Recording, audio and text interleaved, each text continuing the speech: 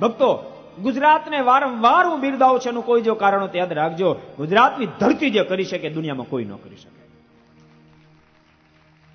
તમે કલ્પના કરો, 200 વર્ષ સુધી લડ્યા પછી પણ ભારતને આઝાદી, ન તો ઘણા બધા પોતાની જાનની બલિદાનો આપ્યા પછી પણ આઝાદી ન અપાવી શક્યા. આઝાદી જરૂર મળી, પણ ક્યારે બે ગુજરાતી મળ્યા? એક મહાત્મા ગાંધી, બીજા સરદાર વલ્લભભાઈ પટેલ.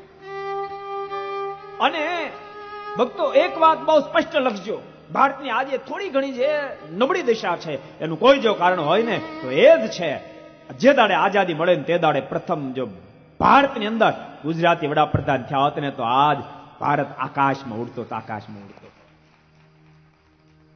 એ નબળી કડી, એને આપણે ઘણું સહન કરવું પડ્યું, પણ આખીર દુનિયા આજ હિન્દુસ્તાન સામે દ્રષ્ટિ માંડી રહી છે. એનું કોઈ જો કારણ હોય તો આખીર ગુજરાતી વડાપ્રધાન બન્યા ત્યારે દુનિયા આજ એની સામે દ્રષ્ટિ માંડી રહી છે. ગુજરાતની વાત ન્યારી છે. જે દાડે હિન્દુસ્તાન આઝાદ થયું તે દાડે આઝાદ એક પ્રશ્ન હતો, બીજો પ્રશ્ન હતો વહીવટી માળખાનો. કારણ કે 513 રજવાડામાં ભારત વહેંચાયેલું હતું. 513 રજવાડામાં, એમાં ભક્તો એ રજવાડાની પાસેથી સત્તા લીધા સિવાય હિન્દુસ્તાન પ્રજાસત્તાક દેશ ન બને. ગાંધીજી માટે પ્રશ્ન હતો, સરદાર વલ્લભભાઈ માટે પણ પ્રશ્ન હતો, અને તમામ એ દેશ નેતા માટે મોટા મોટો પ્રશ્ન હતો. અંગ્રેજોને તો કાઢ્યા, પણ હવે એક સૂત્ર શાસન કેમ બની શકે? બહુ કઠણ કામ હતું. પણ યાદ રાખજો, એ વખતે પણ પહેલું કદમ કોઈ ઉઠાવ્યું તો ગુજરાતી ઉઠાવ્યું.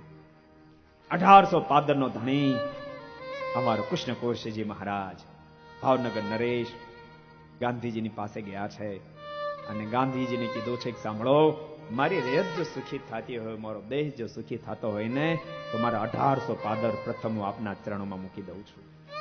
1815 18 કરોડ રૂપિયા ગાંધીજીને પ્રથમ અર્પણ કરનાર કોઈ હોય ને તો ગુજરાતી હતા ભાવનગર નરેશ કૃષ્ણકુંવરસિંહજી મહારાજ.